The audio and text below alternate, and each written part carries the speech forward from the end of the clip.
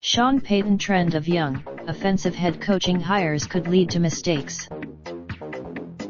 New Orleans Saints head coach Sean Payton thinks NFL teams are making a mistake if they're only focusing on hiring the next trendy offensive mind as head coach.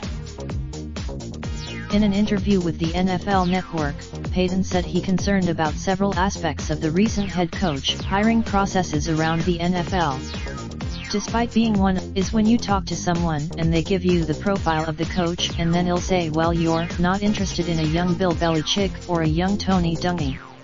Payton said, they get so pigeonholed into you cause this is cyclical, right, and ultimately you would say, if we did a little history, successful head coaches probably come from the East and the West and North and South.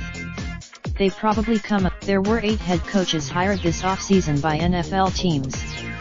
6 of those but Payton believes the search for the next Sean McVay may lead to some large mistakes among coaching hires.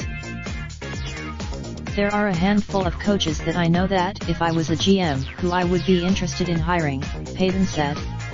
I think more and more, and so I see a lot of mistakes made in that process. I feel like this long in, and so we're excited to play those teams. While Payton is absolutely correct to assert that top defensive coaches should not be overlooked as head coaching candidates, there have been a number of successful hires in recent years coming from the hot offensive coach. Doug Peterson Raindrop, drop top smoking, no cooking the hot pot. Fucking on your bitch, yeah, that. Looking up, open the park,